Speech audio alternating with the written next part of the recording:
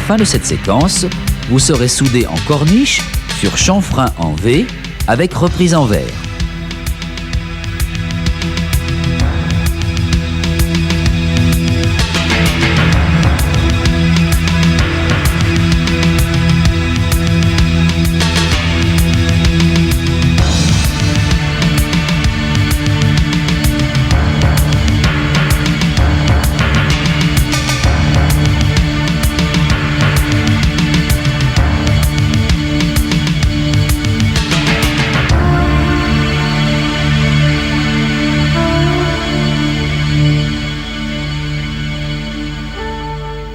Même type de préparation qu'à plat. Angle alpha 70 degrés, méplat 2 mm, écartement 2 mm après pointage.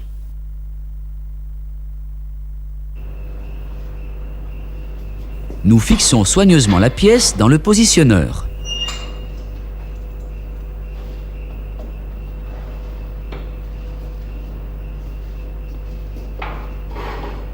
Le chanfrein est à hauteur d'épaule.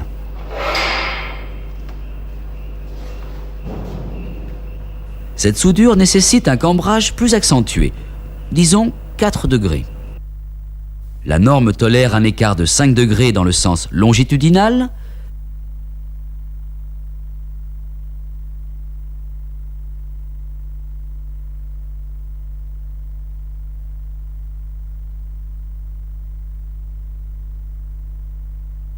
et 20 degrés dans celui-ci.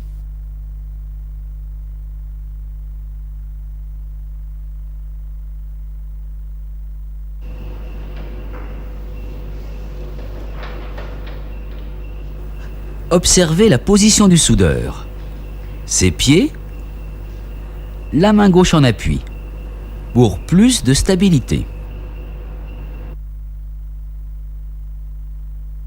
L'électrode est sur la bissectrice du chanfrein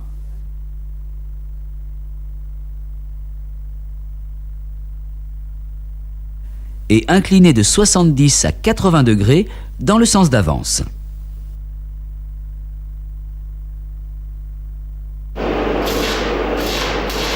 La pièce a été pointée, nous commençons la soudure, les points ayant été meulés. L'électrode est tenue au fond du chanfrein, presque au contact des tôles. Nous choisissons une électrode appropriée à l'épaisseur de la tôle. Tôle de 8-10 mm, électrode de 3,15. Pour ne pas augmenter inutilement le nombre de passes. L'intensité choisie est la même qu'à plat.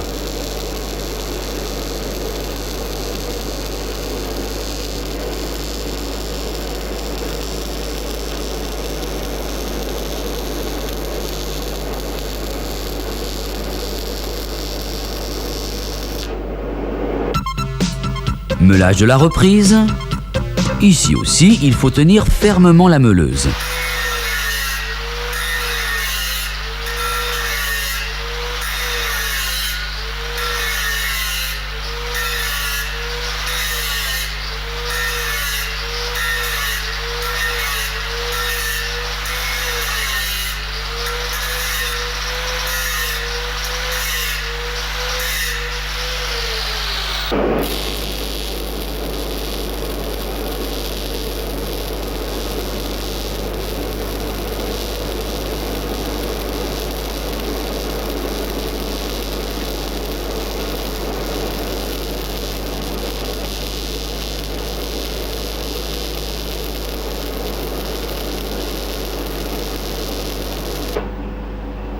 Voici le résultat.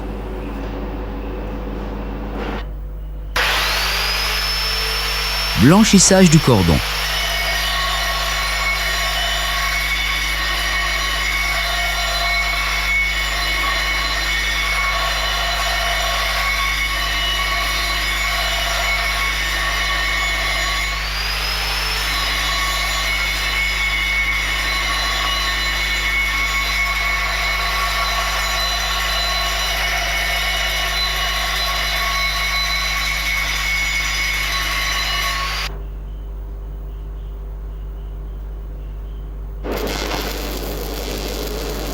Deuxième cordon. Il peut être nécessaire d'incliner l'électrode de quelques degrés sous l'horizontale. L'intensité est de 20% supérieure à la précédente pour obtenir un bon mouillage. La troisième et avant-dernière couche comporte 2 cordons. Pour le premier, l'électrode est dirigée vers la base du cordon précédent qui sert de guide. Elle est à 30 degrés. L'intensité est de 10% plus faible que la passe précédente. La vitesse d'avance est correcte lorsque le laitier vient affleurer l'arête de la tôle.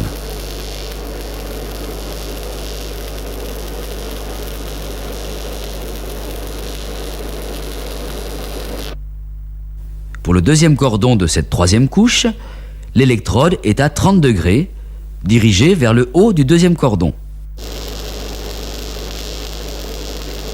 Le bain vient lécher l'arête.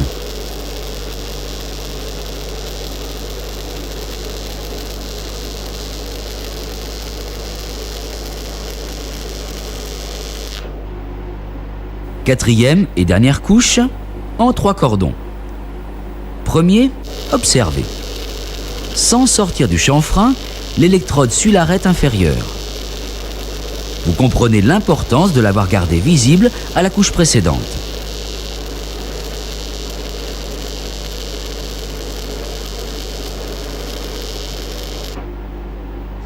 Deuxième cordon, l'électrode à 10 degrés suit la ligne de raccordement du cordon précédent. Ainsi, il en couvrira au maximum la moitié.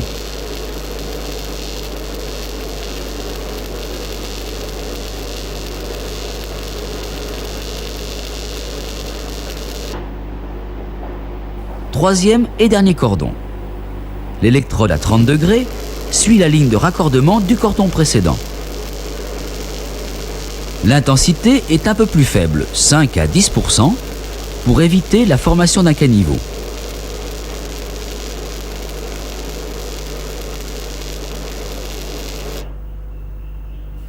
Résultat.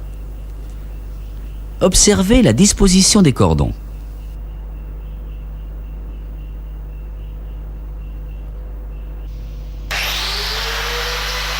Ce qui est difficile, c'est d'avancer bien droit.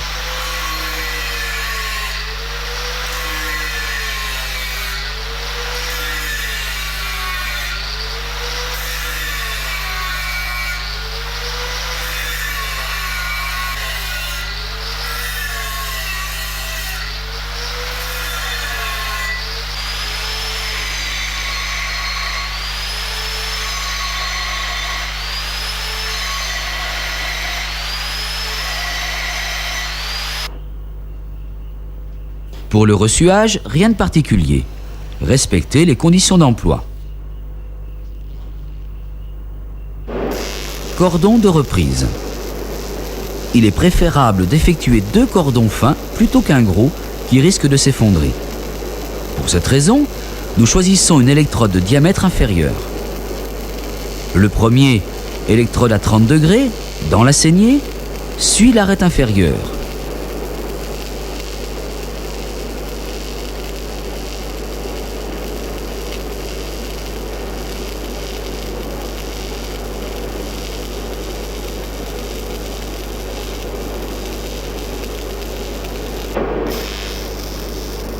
Le deuxième, électrode à 30 degrés, dirigé vers le haut, suivant l'arête supérieure.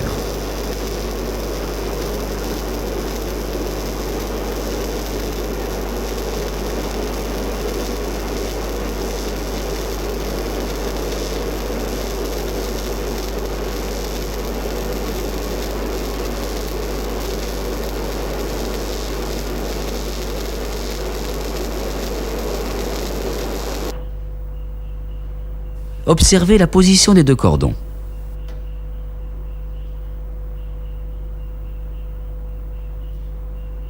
Résumons.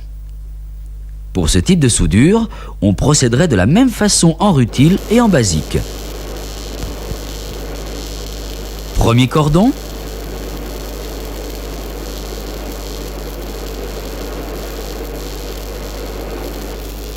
Deuxième cordon. Intensité 20% plus forte.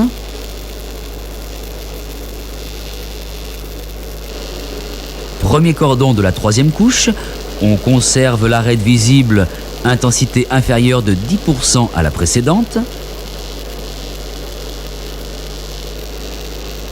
Deuxième cordon de la troisième couche, l'électrode suit la ligne de raccordement du cordon précédent, même intensité.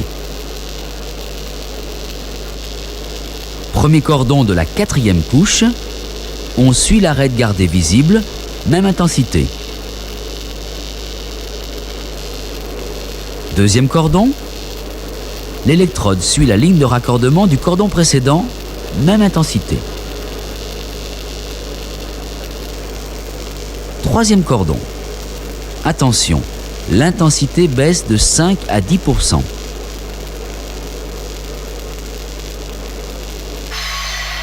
Bougeage et ressuage, rien de particulier.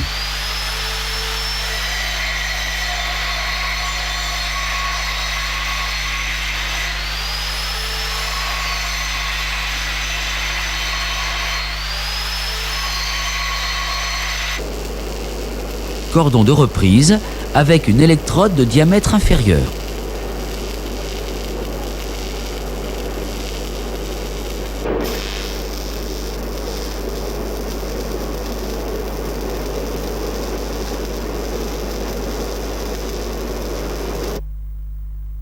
La difficulté majeure de ce type de soudure est de prévoir le nombre de couches et de cordons.